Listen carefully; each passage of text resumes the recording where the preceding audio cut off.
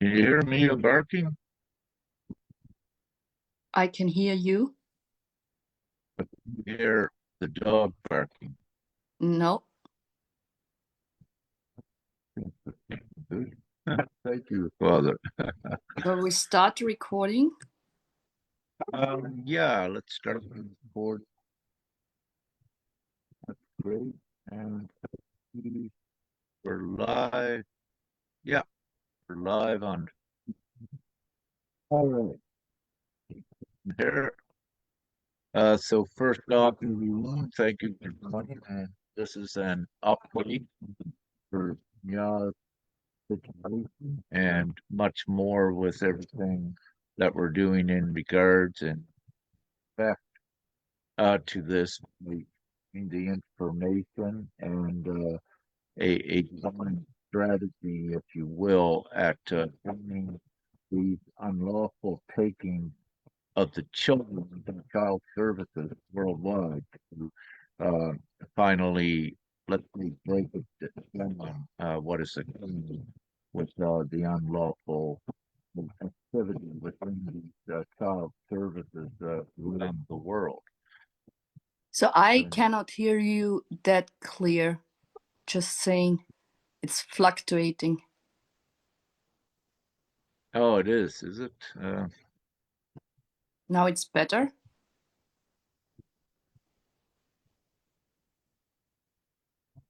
I got the outside sound. Hold on for one moment. Everyone bear with us.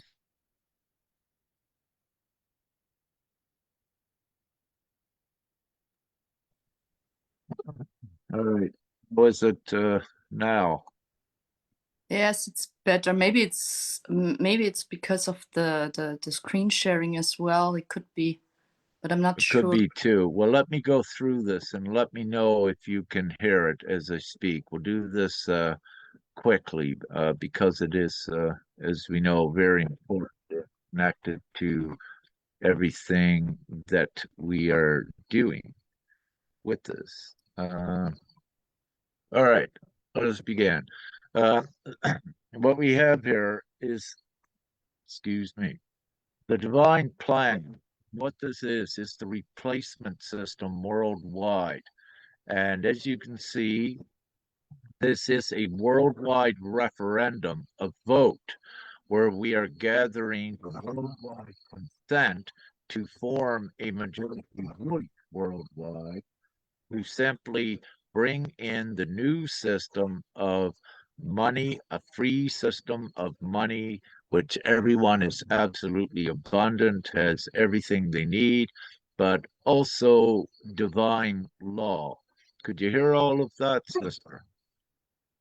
Um, and I could hear it, but I have to say that it sounds somehow distorted at my place. So it could be also distorted at the live. You were able to hear it, right? Hardly, but also because I know what you are speaking about. It's different, you can hear it clear Right, if you know. right. All right. Well, what I'll do for right now is I'll end the share. But before I do that, I'll attempt one more thing. This is where you consent on the website. So you see a pink tab, and you can go here, and there is a proclamation because it activates your rights, your unalienable rights above what was known as sovereignty. So this is the next full step of, let's say, autonomy, but even more than how it's written. So you can go here, as you can see, and at the bottom, when you're done, you submit your consent. In this box for autograph, it says, or it should have said here, we need to put that up, Sister Nya, that it doesn't, all you need to put here is a mark, just a check mark or what have you, like that. You don't need an autograph here in this box. And before we had it written here that an autograph can be anything, a star, what have you, and you just draw it. I'm drawing this with my computer, a heart. This can be your autograph. So you can draw anything in there. It's not an actual signature. It is your energetic imprint that you have did this. So with this, what I'm going to do is to get out of here so we can get on with what we're doing. Were you able to hear most of that, sister? Yes. Yeah. Yes. All right. Now, one thing what I wish to say also to the viewers, one of our commonalities that we do is by addressing each other as sister and brother. And one of the reasons is because we're all children of God, if you will. And where we're all children of God, yes, we use the identity label of brother and sister, but also with the mutual divine respect that comes with this on an equal basis, if you will. So it is important, and we use those terms, and anyone that may feel triggered or activated by them, just please understand why we use those terms. We are not a cult or anything of that sort. We are, as it's put on the website, we are consciousness unfolding into the higher place of divine law and reason, if you will. So, without getting too much into that.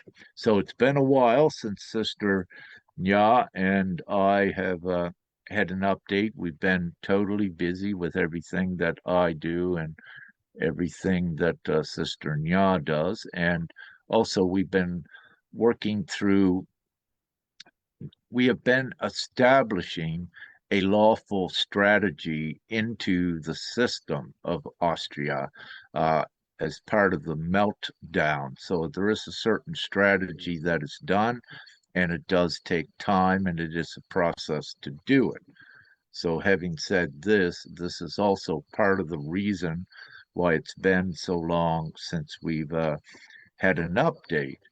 But now we are uh, we are here and we are doing an update. So, having said that, I believe it'd be a great place, to start off what we just spoke about your energy and what has transpired with your energy the last few days to come more into your power as well. Because, with ones, this is has been a tremendous traumatic experience for moms, and one of the restrictions upon them is the fears and overcoming that and all of the emotion and pain that's attached with it. So, if I may, uh, sister, may you begin what has been occurring with your empowerment and your energy over the last few days. Oh, that's interesting. Just let me still think about it that I could put it together.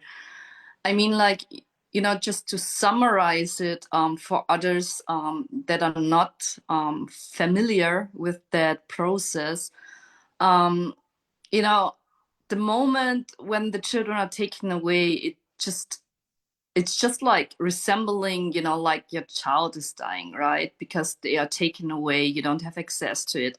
But also, it's not something that you have consented to, and also the children.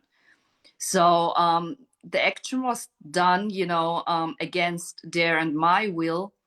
But also, due to that process, there's a lot of things like what I now clearly see is that the moment they are take the children, they not they indoctrinate, they form the children, but also the parents itself. meaning like to put them back into a fearful state, to teach Uh, them how to behave, and force you to, May I? yeah. May, may I just before we go into that, what I feel to include in here right at this point is that strong maternal bond between a mother and her child, meaning that is also an energetic feedback. And, for example, some of these energetic connections between a mother and a child is so strong, and it's same as the twin connections, if you will, with twins, what has been recorded. If something happens with a twin, the other could be miles, thousands of miles away and feel and just instinctively and intuitively know that something has occurred with the twin. So the point I'm making, the same connection is there between a mother and a child. So there is always an energetic feedback, usually to whatever degree it is. So also, if the mom is feeling a little sad, if that bond is very strong, like it is with Nya and her children, the children will also feel a slight energy. They may not know first what it is, but later they will learn because it's part of their empathic abilities. But the point with this, what I am making, is that dealing with this energetic exchange, also compounded by the individual emotions with this, that it is quite a balancing act, if you will, to retain your stamina as you go forward and retain your focus and weed out these limiting distracting energies, emotions, and thoughts that come in that are perfectly normal. So there is also, at the same time that you're a mom battling the system, you are also having this internal battle yourself to muster up your courage, your strength, and your power, everything needed to not accept what has been done to you and to not always be in the defensive mode. You need to be in the offensive mode to get your children back, because what you're dealing with is a system that is designed to always keep you in defense and to take your children from you. So it's no use to always be on the defensive. That's why so many in the past have lost their children, because you're always being told by their legal system what to do and how to do it, but they always control it. And when the entire legal system is complicit in this abuse and crimes, you don't get any satisfaction and it becomes a waste of time. So, this is why we need to do things differently, and we are doing it now, but we're coming from the higher common sense, natural law, if you will, with this, which is also divine law. And it's also all inclusive of your human rights. And even though there is a UN Declaration of Human Rights, uh, not all countries adhere to it, and especially the US, they make up their own rights, if you will. So, worldwide, in actuality, yet, even though there is a UN Declaration of Human Rights, it is not upheld. And what we are doing with gpms.world is we are ensuring all of those rights are upheld in this new replacement world. But getting back to Sister Nya, so part of her experience at empowering herself the last few days is what she is describing. But it's very important for ones to recognize that energy is very real. And I used, just one example between twins that has been documented. Thank you so much for going deeper into it, because I wanted to, to make a rough summary, but you are totally right. That is a very good point that you brought in, because I also have to add something during the time that I figured out while talking with other mothers is, as in my situation, that all of them had that premonition, and not only the mothers, but also the children itself. They already knew that something would happen, when they were taken away. So, because you also mentioned, with the connection. And yes, that connection is very intense, because at the beginning, I was waking up, especially every day in the morning with such a sadness and such a pain, knowing that my children are going into the school, that they are prepared and that they are thinking about me, right? So as in the evening as well. So that is quite intense, but also, the regulation. I would also say the psychological torture as well, that they are causing, by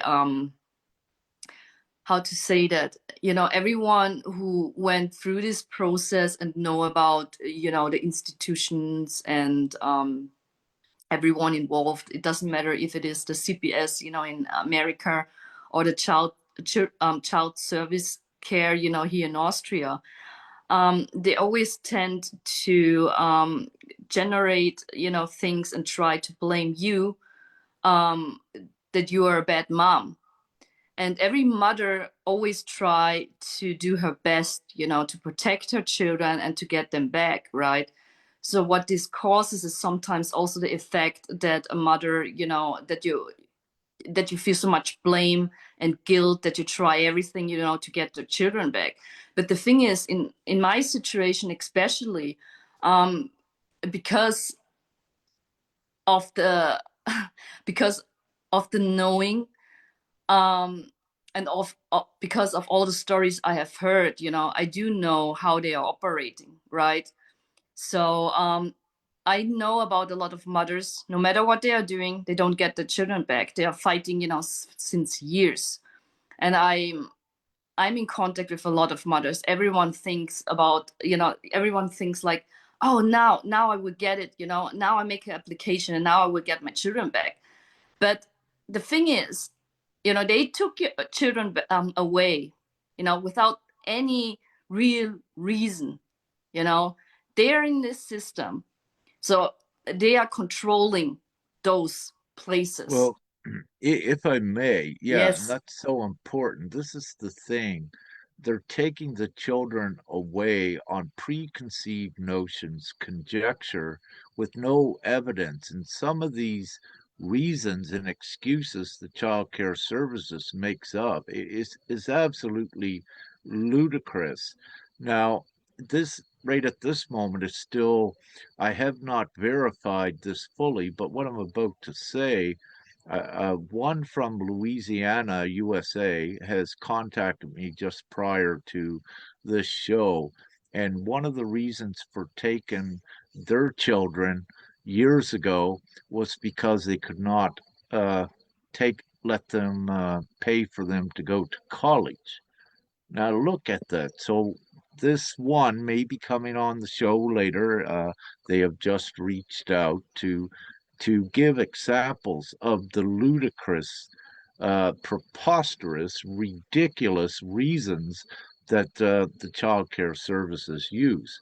Now, let me say there are some instances, yes, where the child care services could assist with children, but our focus is on their problem area where they're actually taking children unlawfully without any evidence.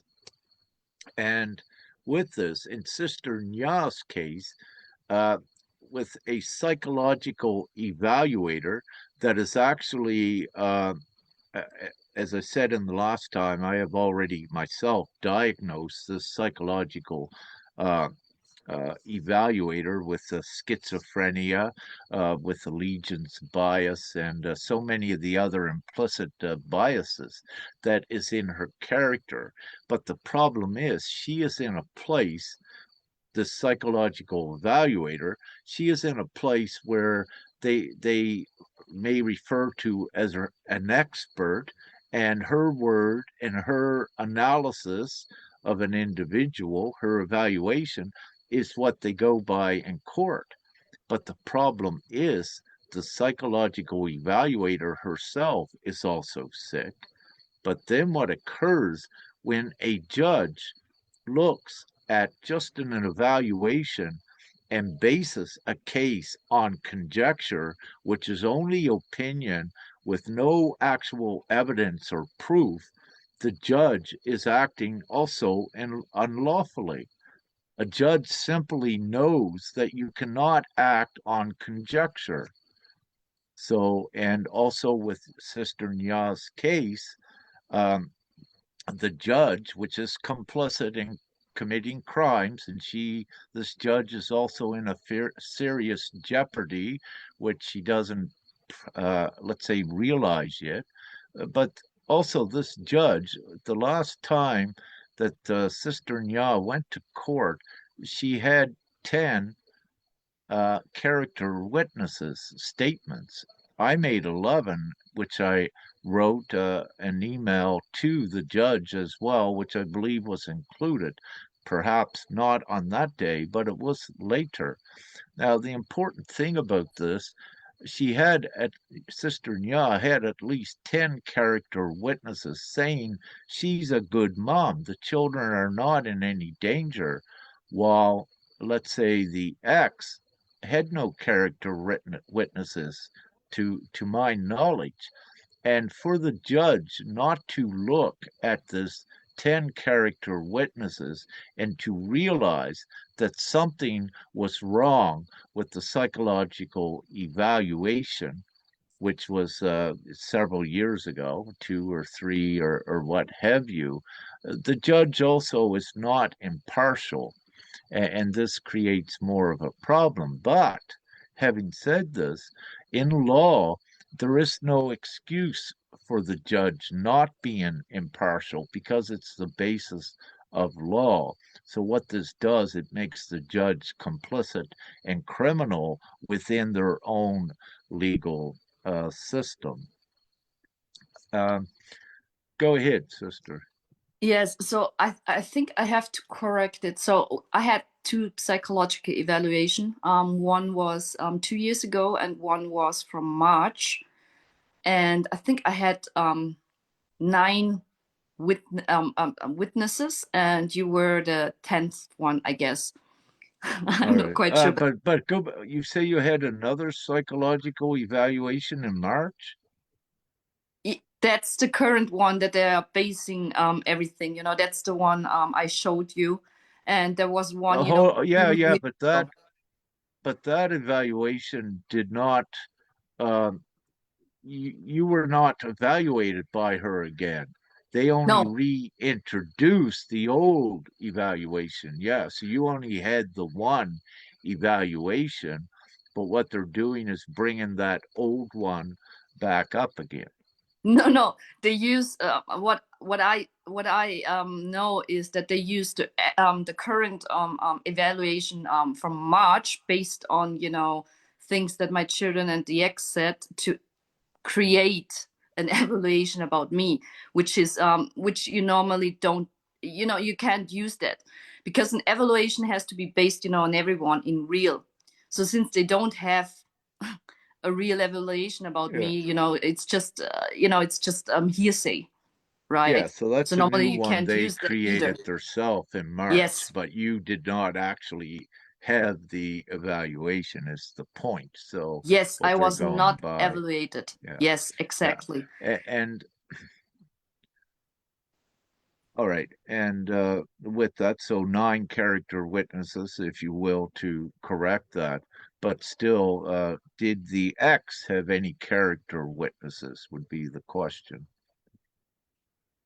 Mm, No, he didn't add anything. But, Yeah, see, this is, this is very important.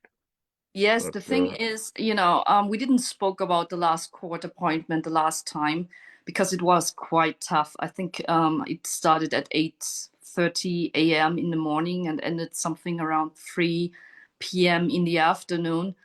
And I also have to share that I have submitted, a lot of documents afterwards, also with the witnesses.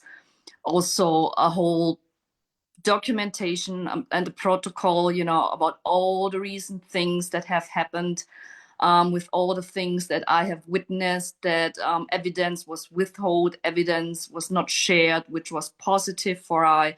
I was also saying that the last court appointment with the judge, that she didn't give me any opportunity, to clarify the story, which she also picked up on that court appointment. But what she did was very interesting. So, because of that, I think 50 pages or something, I submitted with a lot of evidence and a lot of things that have overpowered, all their, I would say, accusations. I have to use that word right now. Um, I think she questioned me, for several hours. So 4, 5, or 6 hours or something, on and what I want to add is the thing is what I also clearly saw was that the ex is speaking with the child welfare almost every day. So they are very strong in contact, meaning like, he's applying and consenting to everything the child welfare is saying, right? So what I also saw that the judge was very biased, meaning like, I didn't went there with any lawyers. I didn't need to. I was fully prepared. So what I was doing, the ex was there and he put up a lot of lies about me. And when it was my part, to question him, and I had very good question, which could show that he's lying or which could prove that he has a problem with I, right? To create those kind of stories. But the interesting thing was every time when I got him, the judge jumped in and obstructing protected him. justice and Yes, cutting him off, that he didn't need to answer the question.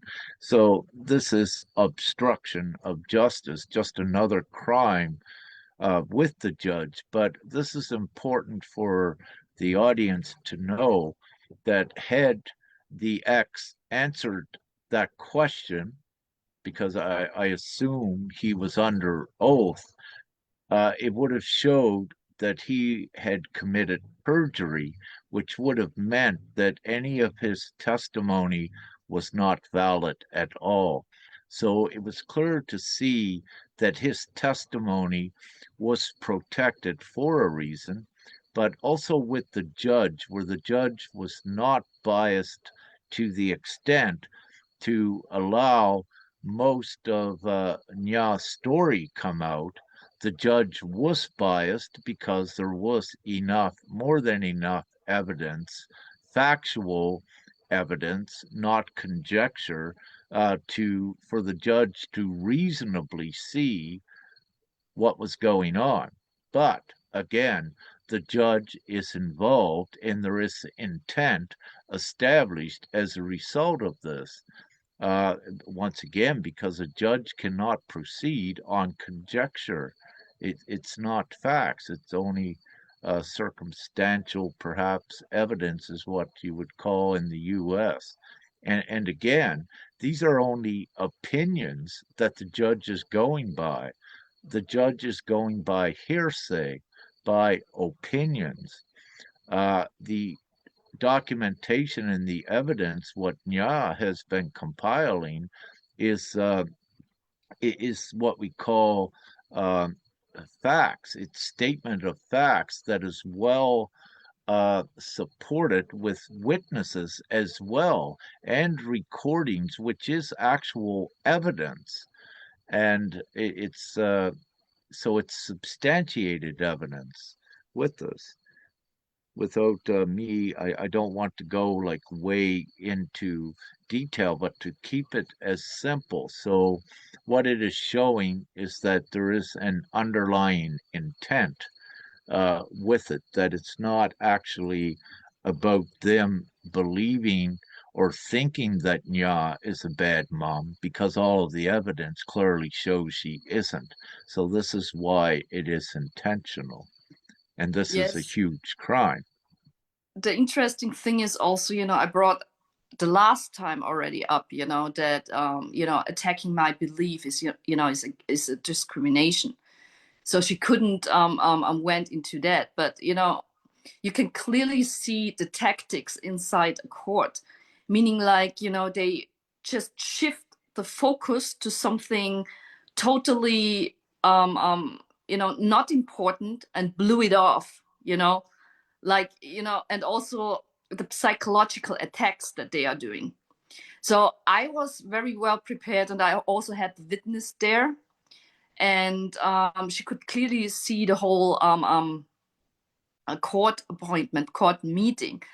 And what she said to I afterwards, and she was like, wow, you are very rational, you are very focused, you are very neutral, you ask very great and intelligent question. And she was like, you could clearly see how stable I was, you could clearly see how intelligent I was. So but also you could see, and she said you could clearly see the ex and me. So I'm very stabilized and he's unstable, because every time when I caught him, um he was you saw that he had a hard time, meaning like I'm trying to do something in his head, and like all he's not feeling well in that situation, all those kind of things, which clearly shows um, um, indications, because when the judge was questioning, I always looked into her eyes all the time, and she was very, I would say she put a lot of energy into it, try to crush me. I would say, that's what they are trying to do, to destabilize you with Well, arguments, exactly. And part of this is what, let's just look at alienation, if you will, parental alienation, which worldwide they say do not use that in any family courts because it is a pseudoscience. However, what is occurring is that the court, in this case, is being hypocritical and is deliberately using an alienation tactic, alienation to pin both of the parents against each other, but also to keep the ex in the picture by protecting, as we said earlier, with the judge by obstructing justice and not allowing the ex to answer the question, which would have proved perjury. So, you know, again, where was I going with this when I began? The alienation, getting back to that. So, what we do actually see is pseudoscience being used, and also different forms of psychological programming and manipulation as well with this. And I don't speak lightly about this. As we say, we have things documented to actually prove these things. So when you look at the judge and the child care services protecting the ex and to intentionally, let's say, defame Nya, that there is an underlying intent because it defies the principles of law as well. So it becomes more clear.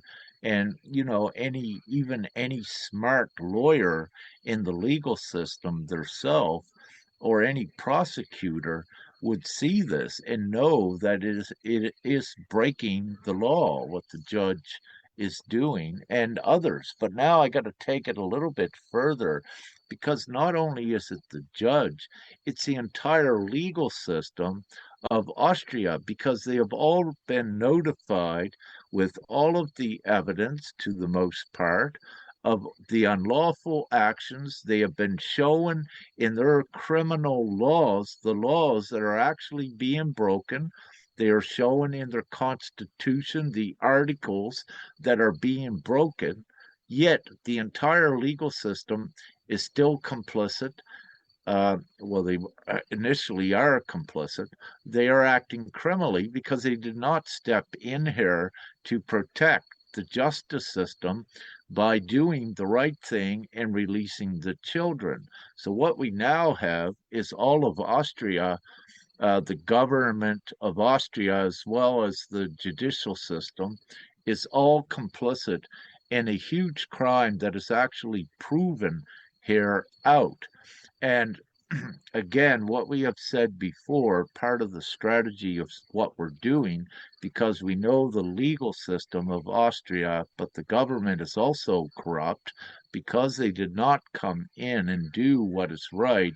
We come from an international place, a universal place outside of the system. There has to be accountability. So, with this, again, this is why we say at least Austria, the Republic of Austria, is in a huge jeopardy as a result of this. But also, not only that, there are other factors not connected to this case that is also occurring as well at this time, not only against Austria to prove their complicity in crimes against humanity, but also worldwide. So, what I need to say is that your old systems worldwide, your legal systems are imploding. And again, at the same time, with what we put on first in the show about GPMS.world, this is your replacement system that's being ratified. And what you're going to see is all of these children that were abducted by child care services worldwide soon will be freed back to all of the parents. How long that takes, it depends on all of you listening and how many more joins to make this as big as possible to get it done quicker. The strength is in the numbers. You need to rise up above that fear, and you need to know what we are doing is the right thing to do to free all of the children, and every one of you need to be a part of it, especially if you have children that were unlawfully taken. What I don't want to go very deep, into the whole thing with the court. So I'm only picking up, something that I feel like it's very important to say. For example, is, the children were not questioned what they want. That is the first thing. No one asked them. And the second thing is, they don't give the children to the ex either. So as you can see right now, they want to have the children because he now, in court, he consented to it that the children will be brought into a children's home and have psychiatrical assistance and support, which includes medicaments, right? Because of the reason that they are separated from the mother. I was looking at the judge and I said, they don't want that. And the remedy is to give the children back, so they don't need a psychiatric support or anything, right? Because the children don't want to be there. And the next thing is, I have added that also, to the court, because the last visiting time, we have spoken about it, that I've asked the children if they want to go back to if they want to stay with the children's center, which they denied. So because also that I have recorded that, right? And the thing is, the only thing that the leader of the child welfare asked me inside in the court, he asked me, did you record it? And I said, yes, because I don't lie, right? And after that court appointment, the supervisor for the visiting times wrote me an email and said, she don't want to do this supervision anymore because I was recording it. Because the last time when I was recording it, she broke the human rights. She was coercing me. She put force onto me. And, you know, this is against law. And I have recorded it. So they are in fear because I have evidence about it, right? So they kicked me out again. But also they used that to delay the time or the next visiting times to my children, because that's what they are doing. They use the love of the mother and the child. They use children as to blackmail you. They play with your emotions. They try to condition you. They try to put you back into fear that you don't speak up or do anything. So the thing is, what I had to work on during this whole process was, first of all, you know, that emotional stuff, but also, you know, the psychological attacks and torture, you know, from the outside, from the court, and all the process you are going through. Then also, you know, the fear of losing the children, you know, or the fear to see them again, right? But also, you know, to work through the whole things they have fabricated and turning against you, which is also a psychological war tactic, right? To put you into a desperate state. So, but I also have to say, you know, there's so much more, you know, there are also, you know, technologies, you know, who Well, are, you know, attacking you, you know, in some ways as well, but I don't go deeper into it. yeah. But the most, If I may, yes, let me just interrupt. Um, So, if I may, you know, what they are doing is attempting to coercing you to control, or so they can control you to follow their way. And many moms do this. They listen to them, but the end result still, when the mom does everything that they say, they will come up with a ridiculous reason that the mother cannot prove, or no one, to take the children away. As I mentioned earlier in the show, a ridiculous thing like you can't send them to college or what have you. So, just as an example, but I also had another example earlier today. So when ones obey everything they're doing and does it right, the child care services, because they want the child, they'll make something ridiculous up as well, and to take the children again. And this is why it shows its intent to do this and to create the psychological harm and stress. But again, the whole source of the stress and the problems for everyone, again, is this current worldwide system and its structure of artificial laws that are not designed to give justice and uphold the human rights. It's actually designed to take it away, to control ones. yes, I also have to add, you know, from my experience and, you know, with my chats with other mothers, what I'm seeing here is, you know, as you have also already mentioned, you know, back then, you know, when you are seeing, for example, 50 cases, from those 50 cases or lawsuits, you know, two cases, you know, went through, like they win, and 48 cases they lose. It's just to create that illusion that you believe you can win. So it's the same thing, you know. The thing is, you can see, you know, from my experience right now, from my opinion, because I have documented and protocoled everything, you know, they are lying to you. They are lying to you. So they sometimes give you a little bit, you know, just like a bait, that you think, oh, right, you know, there's hope. And then you get it, you know, that you get through, and they say, no, you know, it's just like to break you through the process, that you give up hope, you know. Most of the parents lose hope and trust in this process.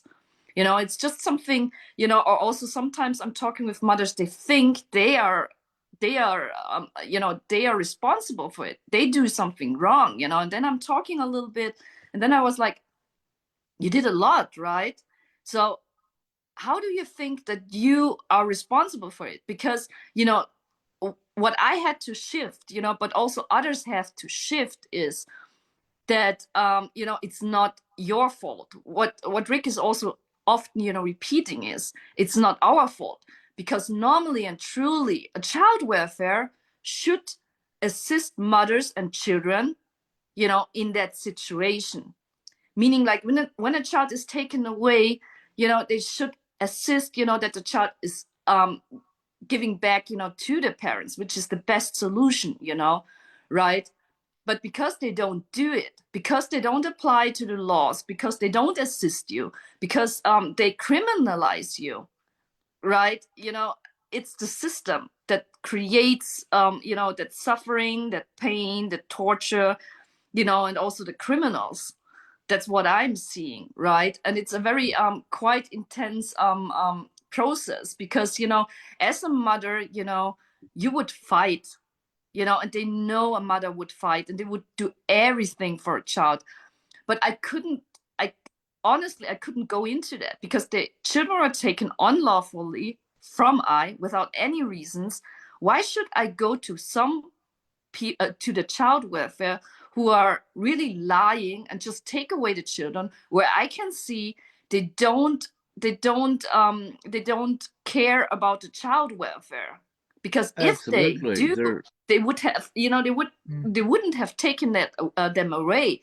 So why should yeah, I go to them, you know, to ask for visiting times? Because naturally and normally it should be with me. I shouldn't ask for anything, right? So that's all the things they try to do, you know. They try to break you through that process, you know, that you are cooperating with them. But the next but thing the is, thing is, yes, there is no negotiation with psychopathic behavior. This is the thing. So you cannot negotiate any mom because they are psychopathic. They have no compassion. They do not feel or understand.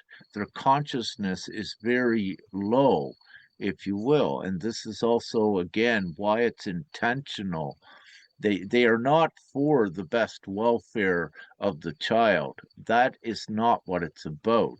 And as Sister Nya was saying, if child care services were, they would assist with the child. For example, I think in we said on Austria, some children, I think the government pays the institutions and all involved about €700 a day. But what I'm saying with this, it would be much cheaper in this present world for all taxpayers in Austria if the child care services was actually coming from the empathic place of compassion and only spend perhaps a couple $100 to leave the child at home with the mom and to offer the assistance. So this is a very important point because it also shows further intent that it's about the money with the child care services and about making make work projects, if you will, at the expense of families and mothers and children because again, they cannot, the reasoning of what I just said, they cannot justify their actions, what they are doing. yes, what I also want to put up, you know, for other parents or mothers, so they can see it much more clearer, is that they use the word cooperative as a tool to attack you. Meaning, like, you know, every time when you don't comply or consent to what they want, they said you are not cooperative. Because often I'm talking with mothers and they were like, I did everything. I was cooperative, you know, and when I don't do something that they, you know, it's just like they're conditioning you. It's a conditioning thing, right? So the thing is, you did you know, most of them, everyone does the best thing, you know, so they also use that you are a good parent against you. Meaning, like, if you ask questions, if you say no, that's too much for the children, and, you know, they want something else, then they just put up, you are not cooperative. What does this mean? You know, what does this mean? You know, you can't, you know, what you can see here is that they are always trying, turning everything around. They twist it, and you know, and they use it against you. So I'm just saying, you know, it's also about, you know, the point of view. So to understand that they are also having all those kind of tactics that they are using against you. So they do that in court. They do that, when you are meeting them. They do that, in phone calls. So it's very good, to document or have a witness there. So I'm just saying that as well. Hmm. Yeah, So it's yes, yeah, so it's very blatant, if you will. They're demonic behavior. I have to call it demonic behavior because that truly is what it is. It's not compassionate, understanding, assisting, comforting behavior. It is the total opposite of what is good, what is right, and of course, what is divine. Having said this, I'm calling it demonic behavior, and it's part, if you will, of a satanic cult, is actually what it is. And what's interesting is that these same words about a cult has been used by the child care services, I believe, against Nya again at attempts to defame and discredit her character, which is, but it's again, it's hypocritical because when you look at a hypocrite, that is a demonic behavior as well. So when we analyze all of their behavior, and of course with anthropology and philosophically and psychologically, what we find is that they have all of the demonic traits within them to some extent, and it's what they utilize. Rather than doing the right thing, they are intent on doing the wrong things. So, with this, again, uh, as Sister Nya said, this is not an isolated case with Sister Nya, and this is why we're going public worldwide and gathering everyone. It's a definite pattern. So when you see a pattern of behavior, you see a correlation directly with that pattern, what points out that it is intentional, because you would not have so many cases of abuse, but also going to the great extents of the ludicrous demonic actions at what they attempt to do, to degrade ones and to violate them all of their rights. Um, so I'll stop there. yes, that's very good. You brought that up with the demonic thing, but I also have to add, because everyone knows who is in that situation, that the whole process of or the whole situation is a very draining situation. You are completely exhausted, right? But also, that kind of thoughts coming up, that looping of thoughts, where you are attacking yourself. I mean, like that is all negative energy, right? So, and also, by going through the court system, you are disempowering yourself because you are giving your power and your energy into that system, right? And you're giving your power away to a child welfare or to a lawyer or anything, that is depleting. I just have to add this, or put it up, because Absolutely. most of the people don't know what negative energy or negative attacks are. When you're looking at it from a But metaphysical or energetic level, if you have negative energy or entities in your vessel, you keep on looping with your thoughts, negative thoughts, which is lowering your frequency, which keeps you in a depressive state, which keeps you in an exhausted state, and also, in a state where you are not joyful anymore. But also, where some of the mothers might want to, go into suicide or just lay down and do nothing anymore, well, it's right? a fear state, yes. And what Yes. occurs with a fear state, everyone perhaps should have heard that when one goes in fear, that all you see sometimes is red, if you will. But what occurs is when you go into fear, you cannot think properly, and that's how they control you. So the important thing is as well is to muster up enough strength to stand and overpower this fear, because you need to be offensive and above it so you can think straighter and with clarity. One thing with the lawyers and the way their system is also set up to financially burden you. That's why there's so many court cases, and the court cases usually drug out over time to create more stress. Now, there was uh, a divine feminine in Australia I was in contact with about a month or so. She was going to court, and I believe what she had said is that she had two law firms this time. I believe she was pretty wealthy because I thought she said it was going to cost $50,000, but she was going to go to court and try what her strategy. But I had spoken with her, and she went to court. I don't know how much she spent, but the situation is still the same.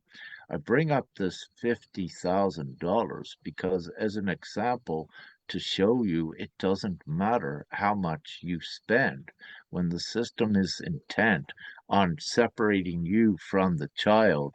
Nothing stops them in the old way. That's why you've got to use the new ways. And as Einstein said, you don't solve a problem by doing the same thing over and over. That is insanity. So you need to be sane, and to do this, you need to muster up all of your strength and rise above this fear, and to actually know that it is intentional. All of you already know it's intentional what's being done, but it's actually coming from a demonic place because you know in your heart, if you were a child care worker, that you would help the mom, you would help the child to keep them together. You would not try to take the children. So, because of this, when you put yourself in their shoes and you see they are doing the opposite to take the children, it shows you they are evil and demonic, and there is no compassion with it. This shows it's intentional, and this is the system worldwide that all of you are up against. And it's why you cannot win, because their intent is to create harm, stress, and fear, and to control. And it runs much deeper than any of you could imagine what you're involved in. But you're finally seeing the real evil, the real demonic actions. So it's becoming just so blatant. And as we bring more together, as I said, it shows a pattern. These are not isolated incidents, that there is intent to actually take the children at all costs. Yes, I also have to add, because some of you might say, okay, they are not all bad, right? And I have to say, during that whole phase, I was always staying into positive, and just like, okay, there could be someone, who is good, right? Who is positive. Um, During my time, I have spoken, with different kind of people. So the most ones with compassion, and with a consign and with ethical and moral, right, how to say, healthy, healthy ethical and moral views, is not working in that area, because all of them said, I can't work in that. I could, it's just, I also couldn't work in that because it would be so much. I cannot take children away, from a functioning environment. um I couldn't harm, I couldn't obey my leader in doing that. It's not possible. So what I have experienced, during my whole time, is that most of them, they just don't care. I have to say that, because every one of them, every one of them, I gave them the opportunity to do the right thing. So everyone I have informed and give them the remedy to do the right thing and to do the right decision. But they didn't. Most of them chose, to separate me from my children, but they saw that the children wanted to go back. They saw that they miss me, but still they separated me from the children, and still they gave it to the parent, who caused them, a lot of trauma. in the past. So what is now happening, they create that trauma bonding between the children and the father, because they don't have, they don't see me since months. They don't have the opportunity, don't have the option to go out except with the ex. So that is something that I have experienced so far. So everyone I've met, they try to, you know, I thought they were, normal ones, but in specific moments, they literally showed very, how do you say it? I would much more say, demonic traits, very aggressive and suppressive and a lot of force, like in the last time when Akua wanted to sign the agreement that he wanted to stay with me. She was frightening and scaring my 5-year-old child, and suppressing him, right? And a normal And you mother have a or witness with that compassionate and recorded it. would Yeah. would not do that, right? So, but also everyone was just working with the child welfare because, as you can see, like the children's center is getting orders or, children from the child welfare, right? It's money, it's a company.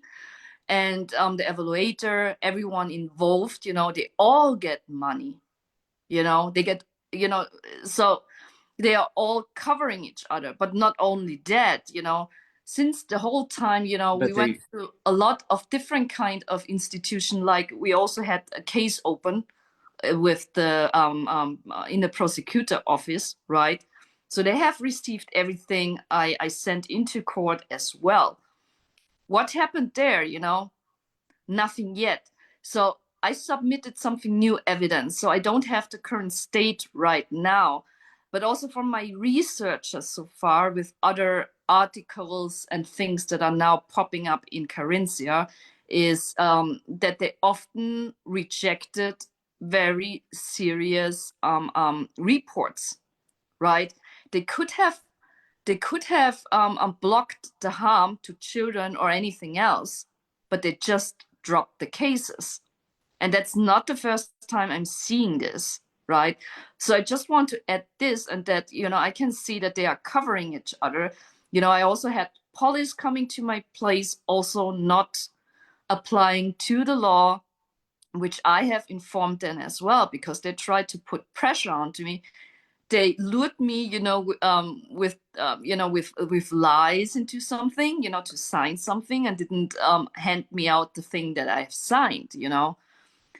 So there's, as you can see during the whole, the whole time, I have a lot of institutions, I have a lot of evidence, I have, yeah, I have, you can literally see the whole system in Austria didn't help, is corrupt, so I just want to put that up. I cannot put it better into words, but I just have to point it out, and just to share that with you. mhm. uh, so I wish to add that we had, Sister Nya even sent letters to the child care service or the institution where the children were being kept, I believe, to tell the supervisor to inform the employees. Also, I believe that was written in the letter that there was unlawful actions occurring, and that if they continued, they would also be accomplices of the crime. Is that correct? Yes, I sent out a All cease right, and thank you. desist order. Yes, in those. Now, the importance of what I just said, they were notified that there was an unlawful action going on. And this is where all involved, all departments of government and levels in Austria, right down to the child care center that was holding the children, they were all informed that there was unlawful actions occurring, that the children were taken unlawfully. And at that point, when they were all informed, they had the choice to do the right thing. Where all of the workers in the child care centers where the children were at, they made the choice to stay in their job and to not step forward and participate in the unlawful acts. So, what this actually does, it makes all of the employees in this child institution accomplices to the crime because they had the choice not to participate, but where they continued to work there, they are complicit in the crime as well because they were supporting the crime and allowing for it to continue, to be simple without explaining this all out. Now, and within the child care services, as Nya was saying, uh, you think there might be good ones in there, but no, the real truth is there is no good ones in these child care services because of the simple reasoning that, as Nya said, they wouldn't be there after they know and witness what is going on. So they are actually bad and are accomplices as well at supporting all of these things. So, I need to say no. If they were good, they wouldn't be there, as Sister Nya said. This is common sense. How can anyone that is good support taking children from moms and causing all of this psychological torture? No, it's psychopathic, and anyone that has a job at these places that is participating in this? No, you're all doing the wrong thing. You all are an accomplice to a huge crime, uh, not only against individuals, but against humanity as a whole. And I will say this, and with the prosecutor of the district where Sister Nya is at in um, Austria, but not only Carinthia, but not only that, the prosecutor as a whole for the entire judicial system of Austria has also been informed through their departments and with cease and desist letters and the opportunity, as we mentioned earlier, to do the right thing, which Oh, they did not. the prosecutor And office didn't have received, a cease and desist order now because we are still waiting what uh, they are doing, because I sent them more evidence on the 21st of the last but they quarter. have not acted. Yeah, you have Yes, sent them initial evidence that they did not act upon. yes. See, very importantly in law, everyone is innocent until proven guilty. So as soon as Sister Nya opened this investigation with the prosecutor should have took the immediate step of putting the children back with Nya until this got further investigated. But they didn't. They allowed it to happen, this psychological torture. So they are now accountable and responsible and complicit in this whole crime. Now, this is also another reason, and with the beautiful interview by Kevin Annett we put out that is also in the group. It's a very impressive, educational video, and I recommend all to watch it, that all moms as well, so you get better informed. What we have to do is we have to prosecute the system, which is the prosecutor itself. But we come from the higher place of natural, it's common law, but it's natural law, where the people themselves has to do it to get the justice. Because when the system is corrupt in any nation, the actual obligation is upon the people to stop it. It has to stop. It's unlawful. The highest law is with the people itself. In any event where a nation becomes tyrannical with leaders in all of its levels of governments, it is the responsibility and the obligation of the people in that country to stand up and correct these wrongs. If the people doesn't stand up as well to assist in eliminating this corruption in Austria, the people then also become complicit and become accomplices to the crime.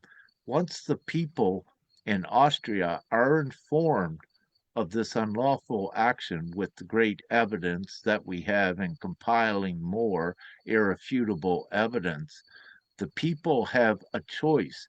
What are you going to do? Are you going to support this legal system? If you do, then you become the accomplice. So you must, if you are a moral, compassionate, lawful, righteous human being, it is your moral obligation and duty as a human to stand up and say, no, this is unacceptable, stealing and taking all of these children. So you, all of the people, when this occurs, this tyranny and all of this unlawful action, the responsibility is actually upon the population, the citizens, to stand up and rectify this. And how you do it is with what we just mentioned, common law people's courts. So we need people to come together without fear as well to create, if you will, if needed, uh, a panel and a common law court, and to create a tribunal. So before you do a tribunal, there is usually an investigative inquiry. And let me share with everyone, that's what we are doing here now, and we will continue. So we're having a worldwide public inquiry, but what we are doing is sharing the evidence collection, what we have begun to do. And this is the inquiry is what we're doing now to bring all of the evidence before the court, the people's court that will be set up, that will pass the judgment upon the state of Austria and perhaps other um, or the Republic of Austria, but perhaps also other republics around the world, like the US, for one, if you will. That is a huge problem with child protective services in the US. However, the government does nothing about it. It continues to take children. And even though you hear a lot of stories of busts where they free a few children, the number still going missing of missing children in the US is very high. And what I've also seen over the last few weeks popping up is many more children going missing of all ages. And this is very important for the people worldwide to know that you must stand up. You have that moral obligation that if you allow this to continue and don't stand up, you are actually condoning, supporting the crime, which makes you an accomplice. So every individual really needs to think, what are you doing? Because also we're coming into a higher place of law worldwide that everyone has to be accountable for their actions that they do now and in the past. Everyone needs to rectify and do the right thing. Without me going further into the real reasons worldwide that you need to, I'll keep it very simple. So, what we're doing is the people, the onus, the obligation is upon the people to act because all of the legal systems worldwide are corrupted. It's artificial law and it's absolutely unlawful. Yes, yes. I also want to add, a different perspective on it. Like, I really loved that interview from Kevin. I think we should share it, afterwards in the comments as well. So what he also put up, which is very great, is he breaks it very simple down, and he brings it very on point. And he's doing this for years, right? So he's very great with that. But you don't have to consent to everything. I really love that, because if it's against your rights, you don't have to consent it. It doesn't matter, if that is a law, because if it is against your human rights, your self-discernment, your welfare, you don't have to consent to it. I mean, in our case, we don't consent, to things that are already unlawful. But every time if something like this has happened, you are allowed. It's not you are allowed. You have the right to stand up. Because he also brought it up very beautiful. He said, like, laws should be more harmonious. Like protecting you. The institution, the police, they should assist and support the people and not working against them, right? So if something like that is happening, it's against the law. It's a crime against humanity. So you have to step up for this. It's just like an example. If you know that a product that you are buying is supporting a war, would you buy it? Or would you just stop by it? And if more people stop by it, they wouldn't produce it anymore. So it's the same, like, with the system. I just wanted to put that up because it's also, uh, something that, like you can see in your daily life, because that was the moment, 10 years ago when I started, to stop and step out of my job, because I said, like, I cannot work in a company when I do know that all the money is running into the war. So I was like, that is ethical and morally not right for me, and I can't do that. I can't work for that company. I can't. My conscience doesn't allow this, and it's so many things, like I can't buy chocolate if I know that children working for this. That's the reason for the low price. So I don't buy it. I just want to put that up because there are so many things, just as Rick said, the moment you wake up, you know about those things and you realize. So you get also your ethical and moral rights reinstalled, your inner compass, to do and to know what is right, because in the moment you are, you allow those things to happen, you are energizing this as well, so you allow it to happen to someone else as well. So it's also something that I'm putting up very often, when people are telling me, just what, focus on your children. And I was like, I'm focusing on my children.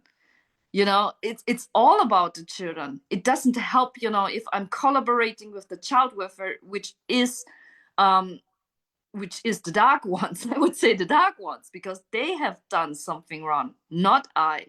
And I don't want other children to experience the same, or other parents. And honestly and truly, all the cases that I have seen so far, there are so many things, really. And I really don't want children to experience it. It goes much, much deeper than the cases we are talking about. We just don't brought it up because it's horrific, it's ridiculous, it should just end. It makes me so sad and angry in the same time, because there are very strong mothers out there fighting for children, not only for their children, because also for other children that are sexually abused as well. And they got attacked by the same system as well. They start to create more cases against them, Yeah. to drain them, to exhaust them, to stop them. Mm. So that's the reason, you should look at it, because in the past you tried everything and nothing worked. How should it work? Because those people who are taking your children are from the system. They are covering up, they are manipulating things. So that's the reason you have to stand up, and we have to unite, to create a force, and also to change those things. Because if something doesn't work, it shouldn't be continue. It's the normal way. If you produce 10 times a bad product, would you create the same product in the 11th time, or would you change the way of the product, to create something better? That is what I would say here.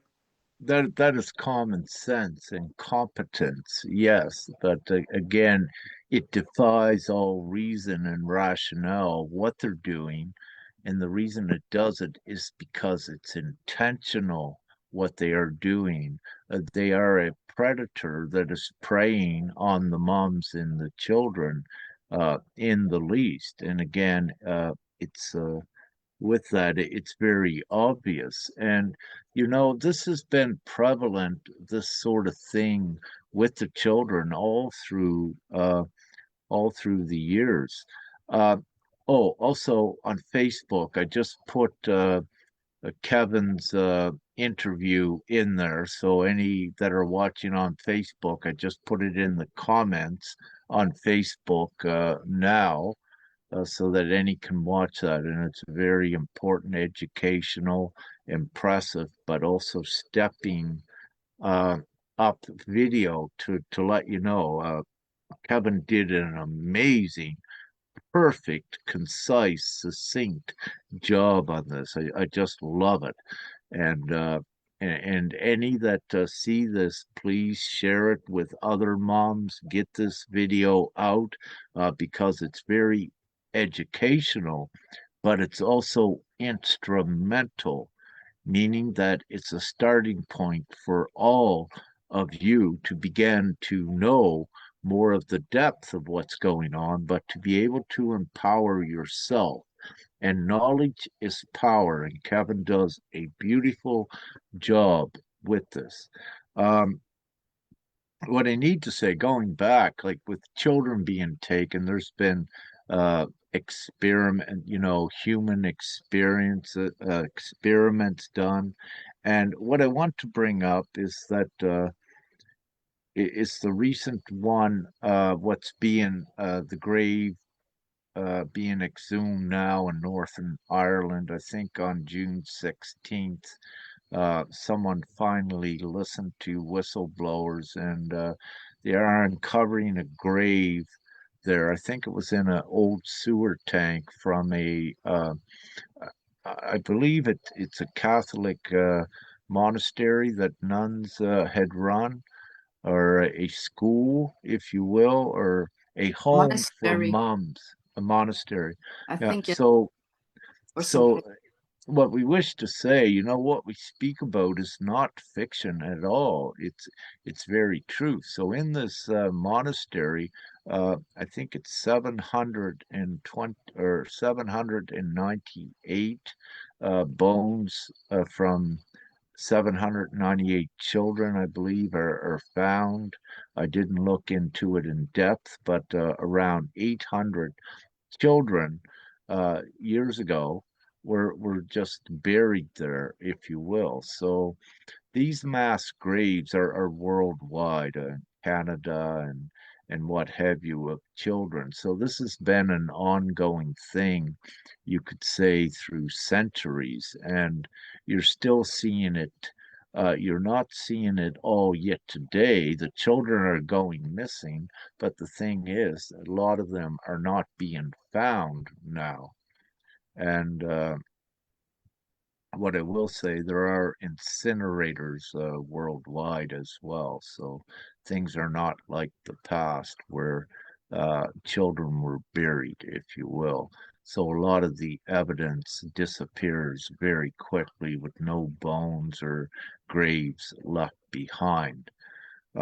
And also, yes, the systems, the satanic cults have their incinerators themselves. So it's a very quick way after they do whatever the satanic cults, whatever they do with the children, if you will, they have a way of getting rid of the evidence. So we're digging up the past by finding that it actually occurred, which is the evidence. But the point is that it's still going on today. And perhaps right at this moment, it's getting much worse because in an idea, just realistic world, all of these children should not be vanishing. And in the US, for one place, the children are vanishing right out of the child care, um, perhaps institutions or supervision as well. And these are not runaway children. It goes much deeper of what was actually going on with human trafficking, sexual exploitation, and it does go very deep. These things are very real. And, also if we look at the church's involvement that was in the mainstream news, let me just take Australia, perhaps. There were 4,400 that had come forward being abused at churches and what have you, in homes, church-run homes, I believe, in Australia. And, that was a very deep truth that came to the surface, meaning that yes, the abuse occurs. And when you look at this, these are psychopaths that would do this psychological torture and abuse. But it's uh, it's more important to show that the churches, if you will, like childcare institutions, were mostly entrusted to do the right thing, but it's actually the opposite in a lot of cases. Now, excuse me, this is not to, there are good churches, of course, out there. So what I say, you can't paint everything with the same brush. However, as we go forward in time with all of the evidence worldwide being brought out public, it's becoming very obvious that this is a sinister, intentional thing when these children are taken against all reason and law. Yes, I also have to add, for ones who don't know Kevin Annett, so he have brought up, a lot of the genocide of the indigenous children, in Canada, and he also faced, the corrupt system there in Canada. So just saying, he was successful in bringing that up, to the surface, to bring out the truth, against all odds. So it's very interesting, because it's also showing, a working example as well. So he knows what he's talking about. So yes, I also want to add, children are also, just vanishing, in school and all those kind of places. There is a lot of things going on, also here in Austria, what I'm observing, with all those cases, with pedophiles or something. So I can also see, connections with the prosecutor office. So I'm just saying, everything is real, and it's you can see it in the news as well. So we are not talking about something that is not real, but also, with Kevin bringing up, those kind of crimes, related, to rituals. Exactly. Yeah, this is proof, and this is what we're not acting on hearsay or conjecture when we speak of these things. As Nya said, the evidence is out there, and publicly on mainstream media, this has been, a lot of these things we speak of has been out there, and I know they're familiar uh, with at least some that is watching this. Um, I got a couple notes wrote down here, and to lead you, sister, into the next thing. But before that, I don't know if I mentioned earlier, I think I did, but we don't have the panel set up yet. We do have prospects, if you will, to sit on it, but we're still in a process of gathering more in information and waiting for more to come. So it's a process. So having said this, our intention is still to have a panel of let's say, experts on what is going on with this, but more so we want to create or my intentions is to create um, a very productive and efficient panel that is able to keep it short and simple, the instructions in education for everyone to do and to unite everyone, if you will. So this paddle is, as I said, it's taken a long time. I anticipated to have it done earlier, but in retrospect now, I see the reasons why it has not all come together yet, because we are still waiting for others to join. Um, we are still in our strategy, as I said, with Sister Nya, what's going on. So we are employing the divine strategy and the divine law.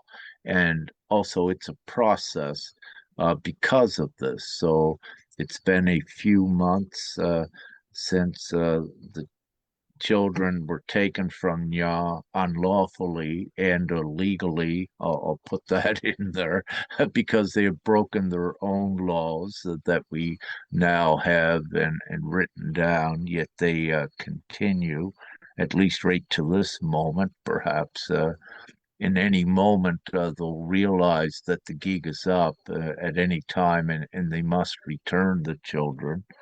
Yes, However, until without we my get there, consent. The until we whole get there, time. we continue forward, and what we're doing is we're identifying all the criminals that are complicit in this and played the roles to allow this to occur. So, in reality, perhaps this time, uh, at this time, if I wanted to take a number, there's perhaps a couple thousand very quickly all through Austria and through the civil servants that we could identify that have been complicit in this crime because they did not take any action. Um, and you need to go right down to the bottom, as I said, with the workers in the institutions that were notified, right up to the entire government of Austria, however many is in that, perhaps 900, couple thousand, or what have you. So the numbers are great with this that are complicit and in at least some form of a crime, but some very serious crimes as we see what is going on here because of the psychological torture in Sister Nya's case, which is evident, which is a huge violation as well. This psychological torture is right up there with uh, let's say genocide, because that's what it is. It's a slow destruct of the individual that, if unstopped, as Nya mentioned, many commit suicide. It's psychological torture. And again, it's not acceptable. It is very serious, and we are stopping it as we bring all together. So the last part of the strategy, what Sister Nya has, or not the last part of the strategy, where we're currently at, is Sister Nya has sent out invoices uh, for her time that was spent so far. And I had put out on my Facebook page and in the group a while ago, instructing the moms and with a simple way to start calculating your hours and prepare an invoice because you were forced into this defense and your time is valuable. It has a value, and everyone knows this worldwide. It's why you get paid money. It's usually on an hourly rate or a daily rate or a salary. It doesn't matter. Your time has value. So having said this, if you're forced to work against your will, someone has to pay. It has a monetary value. in the least. And slavery has been wiped out, meaning that you have a monetary value. So you create your invoices and you begin to charge those that have acted illegally and unlawfully, but you want to have a good substantiated evidence and proof that they did act unlawfully, because this substantiates sending them an invoice for your time, because you would not be doing this, spending this time working yourself, trying to um, get out of this. So they have brought you into a contract. And when they bring you into a contract, your time is valuable. It's how the world works. So, having said this, you have your full right to begin to claim the money for your time and send invoices with your hourly rate. If you are doing uh, if you are gathering the evidence and doing your stuff uh, in self-defense and representing yourself, then your uh, invoices per hour, uh, your hourly rate is much higher. There are some lawyers in the world, as I mentioned, get paid 2,000, maybe $2,000 an hour, maybe several $1,000s an hour. But the thing is, where those lawyers still could not assist you, this means your time is worth even more than those if you are not getting any satisfaction or justice from the system. So, as a result, because of the measures that you are forced into taking and acting on your own, your time becomes very, very valuable. It becomes even above, let's say, the value of what the legal system with its lawyers can even uh, what can even I lost the words for a few moments, but having said this, so Sister Nya has sent out the invoices, and we are seeing the reactions. The invoices, if you will, have gone through a registry into their system, enough through a registry um, um method so that it's in their system, and so that it needs to be paid attention to it. Again, they cannot ignore these invoices. So we're at this current part with that strategy. Now, also importantly, and Sister Nya can come in, we've also been sending some emails and testing the communication channels between, let's say, Amnesty International, the UN, and sending emails to the actual I forget the name of it, of torture, the part of the human rights, if you will, and also the European human rights commissions. So we had Sister Nya had tested to send some emails to these, but I'll let her share what occurred there. Please oblige us. Oh, nothing. Nothing happens there, but I also asked Sister Daniela to send out some. But it was also interesting. At one place, it was the OHCHR. It's also the European, I think, human rights. They have received it, but they have deleted it without reading it. So I got that notification, but also furthermore, I did more investigation on that. So I asked a friend, and she's working, in an organization and supporting and assisting ones with children rights for 15 years. And she has said that a lot of moms has done this and were blocked.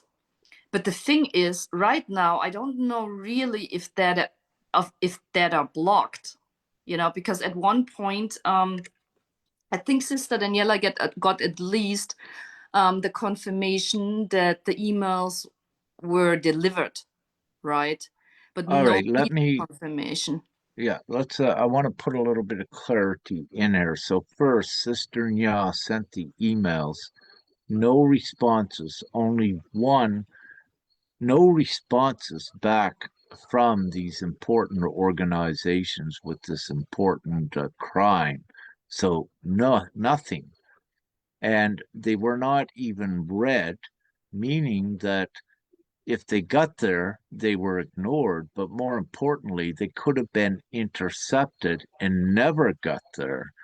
But nevertheless, whatever is occurring with it, it's showing a target intentional as well as what Sister Nya is saying, that some moms were finding when they reached out for help with emails, they weren't getting any replies whatsoever.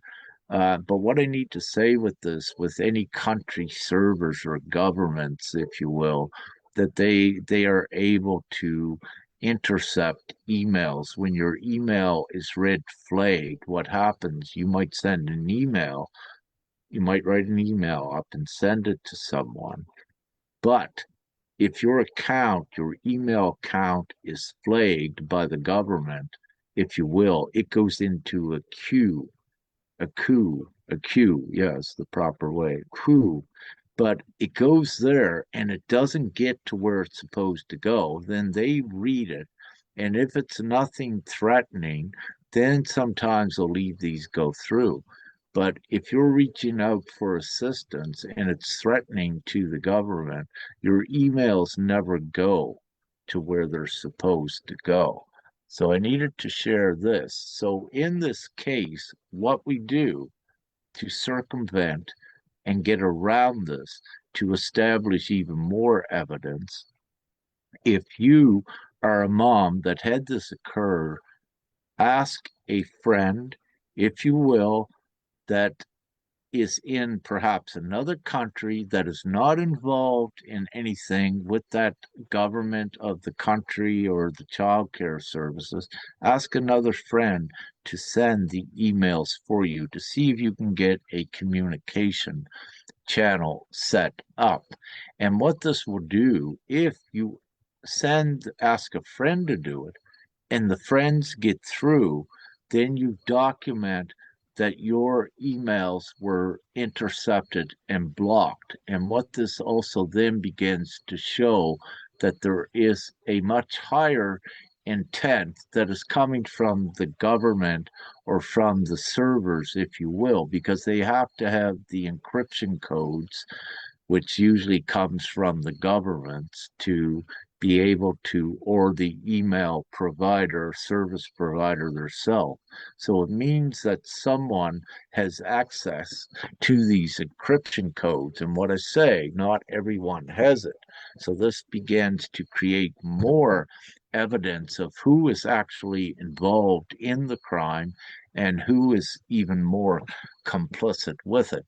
So then you begin to document this as well without going into much detail. So you want to have this sort of evidence documented. So ask someone else to send the emails for you and try these places. Yes. So yeah, what else? I think you have something else to add on that, what you were saying with your experience. One place got it, but it showed it was deleted. Yeah. Any emails any of you are sending out, always include in the email, you want acknowledgement of receipt, or put it, if you have an email program that you're able to put it on to see if someone actually read it. That's a great idea as well. Yes, I just recently figured out that there's also the option, to get a report if it is delivered. So with the email program I had, I couldn't get, a confirmation that it was delivered, but I got that confirmation, I got that report that it was deleted without being read, right? But Sister Daniela was using, a different program, and she used also both options. So the read flag and the delivering report. So, but also, with the read flag, anyone who opens email can decline it, but also, there are offices, they have it automatically returned, right? But the thing is, as you said already, it's very important, to put that in the email itself, to acknowledge the email. Yeah. But what I can share, I'm well informed of what I say, and I know this is truth about emails getting intercepted. Because when I was a target several years ago as well, they went to the extent with my emails at actually sending emails to me from my own email, which was, you would think, impossible in a just world. So I had an Outlook Microsoft email account at that time, and I did get in touch with a head technician to get the to get gather evidence. But just to keep the thing short, I said, who could actually do this? I said, who has these encryption codes for Microsoft uh, um, oh, email, the Outlook email? And he said, well, the only ones that has these encryption codes are the directors of Microsoft themselves, and also their connection with the government servers, if you will, that the government at any time can come in and get these codes. But the importance of it is what I'm saying is that it is very real, and it is commonality with whistleblowers that you will commonly hear that their emails they send to ones don't go anywheres, or they're intercepted. Or another thing, what occurs sometimes is that you might send an email out and it may not reach the one you sent it to for about a month, when emails are instant. But because of this, where they don't receive it for a month, again, it means it's been held in a queue and looked at. True. Um, Yes, honestly, that is, from a technical view, it's very quickly done. They did, just to add a little bit, they already have created, a lot of data farms. They are reading your emails, they're checking it at specific words. You don't have to go that far. I would also say, the technical department has also access to your keys. But from a technical use, you would say it's called sniff. I don't know the English word, but you can just observe, the data traffic, and just put it forward it to another place, or just delayed it. So it could also, your internet host could also, be involved, in your country. So there are several ways, to do it very easily. So I totally got what you're saying, and yes, it's totally true. So as you know, with whistleblowers, and I think years ago, I think Edward Snowden was this, right, who brought it, to the awareness of the people back then, right? he might have brought that subject, but the Yes. point is, you might have what they tell you is encrypted messaging on your phone or your emails, but the truth is, worldwide, nothing is encrypted that it could not be accessed by the darkness and by governments and what have you. That is the real truth. Now, with this, what I say, but have no fear. Don't let this stop you from speaking your truth, because also as part of the tactics is they'll let you know that your phone is being listened in on. It depends on the individual. But the trick is when they let you know that you're under surveillance, that is to intimidate you to get you to stop. Do the opposite. Do not allow it to stop you at all. It's very important. and share this with the others. Go ahead. Yeah. Oh, it's just funny, because I was just looking back, at the beginning when the children were taken, because they started, to listening very often, what we are speaking, through Messenger and also, our phone calls. So they did a lot of observation, about us, back then, also when we started to go live. But it's very good that you said that. It's if you are saying the truth, the truth is the strongest thing. So also Kevin brought it up very beautifully. He said, like, if something is appearing, you just stand there, and just state the truth. Because what can they do against the truth? Because it's the truth, and everything that mostly what they are doing, bringing up, is fabricated story, and the truth will always win in the end. So I'm Mm. just saying that. Yeah, well, yeah, and the thing is, they don't have any evidence. If you know you're telling the full truth, that means they don't have any evidence. And when you confront them to prove what they are saying against you, they cannot. And it also then establishes intent, unlawful intent, and what have you.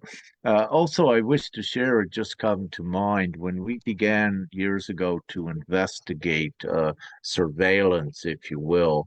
There are programs that you can get online to track who is tracking you, if you will. So the hunter, if you will, that was tracking you, they become the hunted as well. And it's important to, you don't want to everyone don't have time to get into the technological thing. There are certain ones that have already done that for us, if you will. Perhaps Edward Snowden, I haven't followed up a lot on what Mm. he had put out.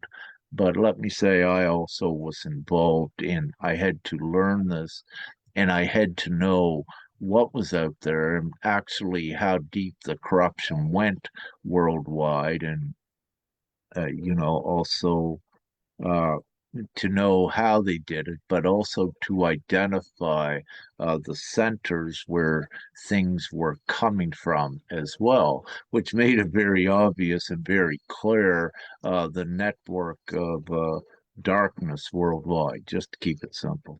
But I may add, something, that since we already, have a network of mothers and fathers, I would say much more. We have more mothers, but we already have built up a network, and I do know, from a mother who is working, on those cases with sexual abusement of the children, in foster families, or in homes.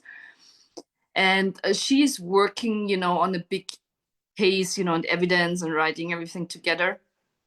So she got currently, her bank account got blocked. I think maybe also maybe she couldn't have any access to it anymore. But also in the same time, they hacked her phone and her laptop and deleted the evidence there.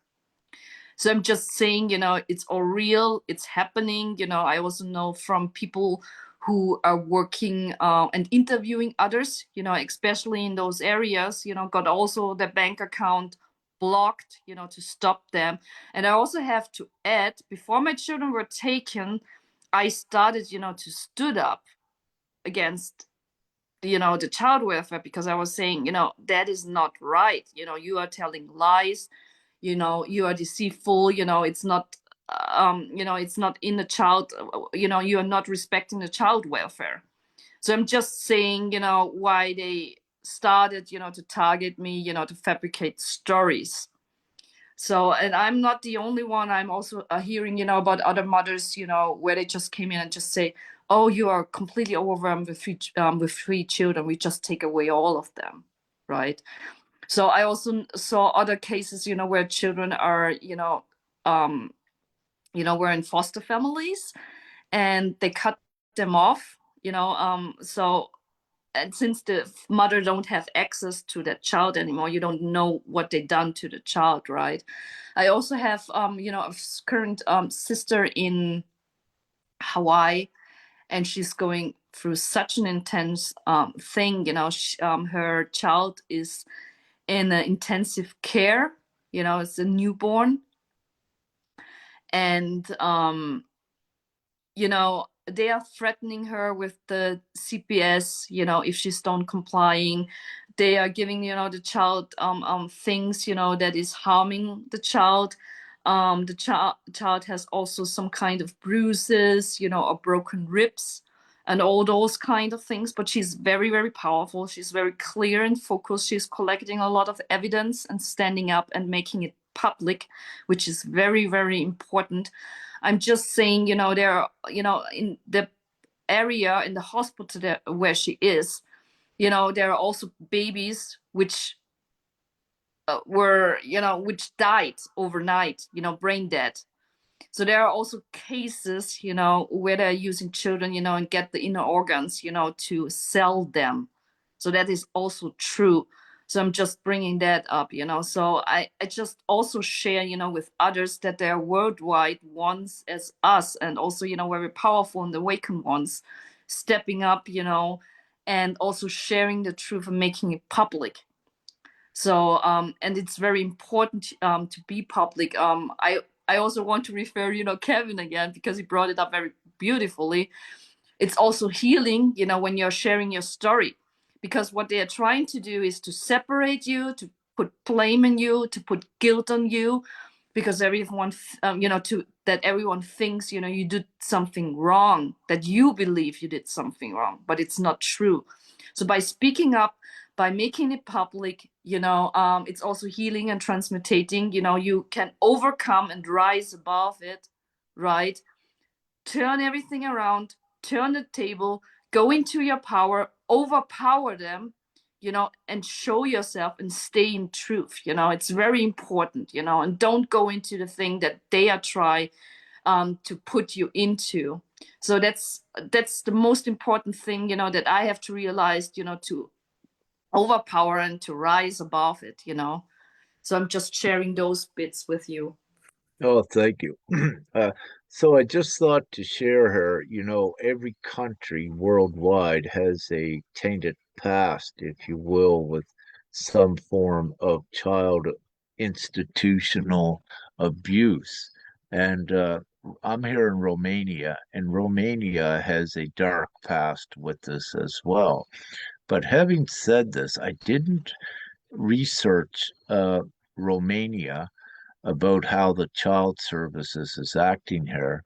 But what come up in my Facebook feed just a few days ago is it was very interesting. I did a post on it, a short post, is that the child services in Romania is saying that there's about 4,000 abandoned children with statistics a year here in Romania.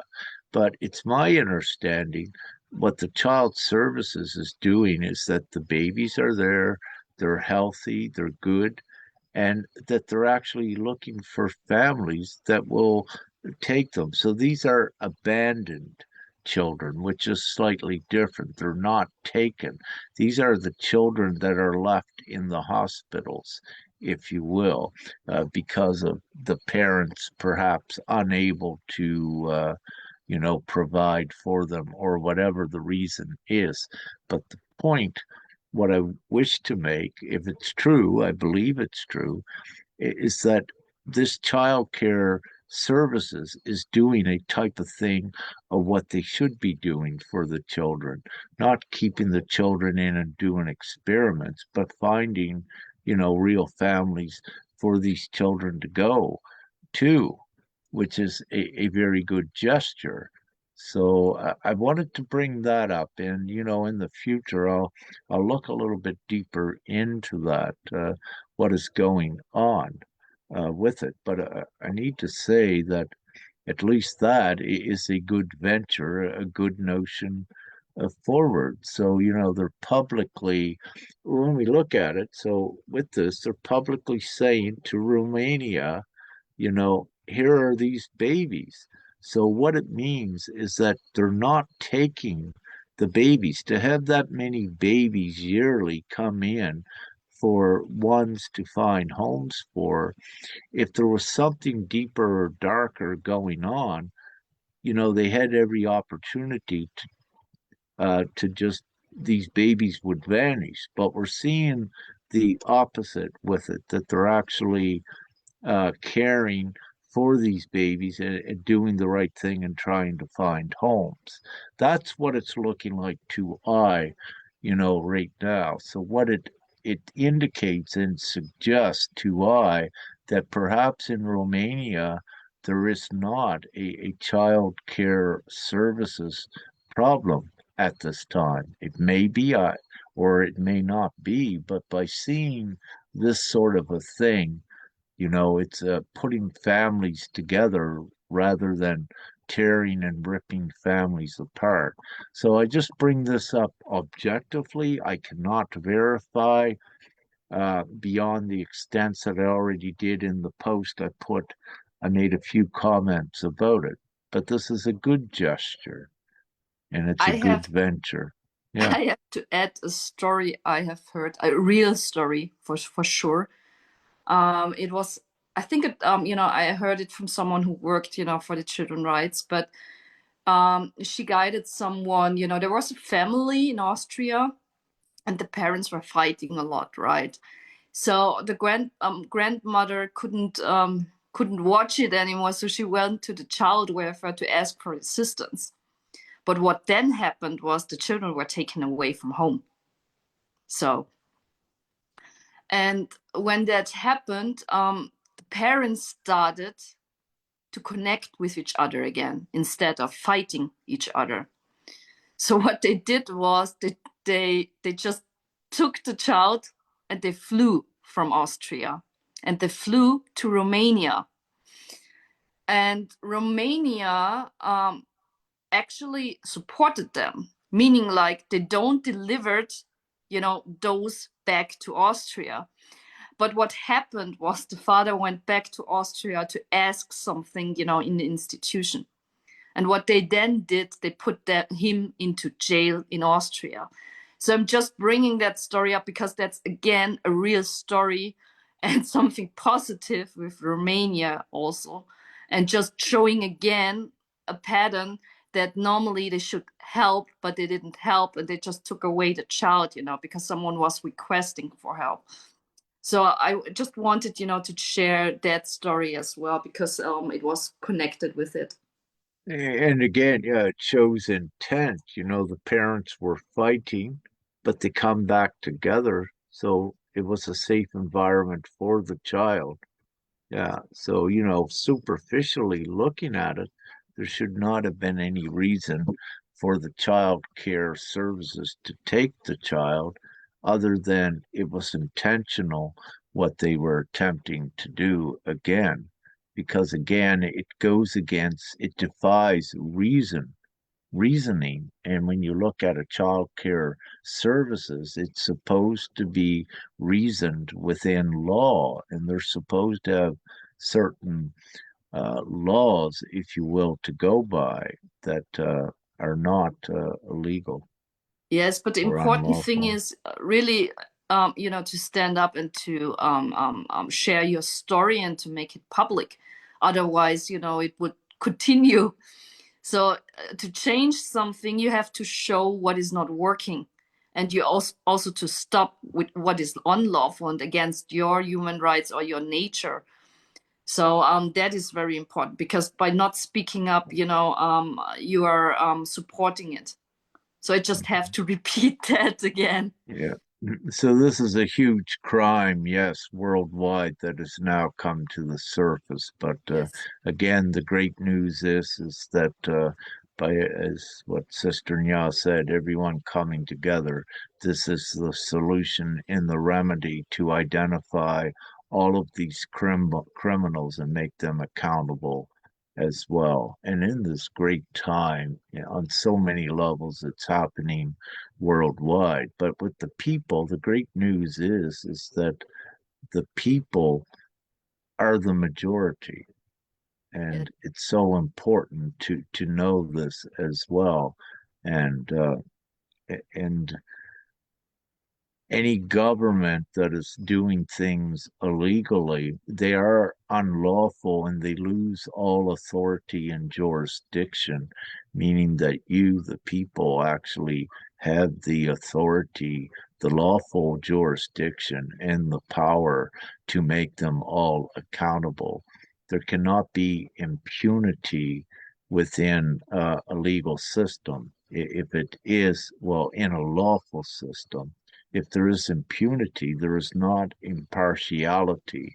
So what this means that then in reality, the legal system is unable to prosecute anyone because it's not a lawful system. It's actually null and void and has no jurisdiction.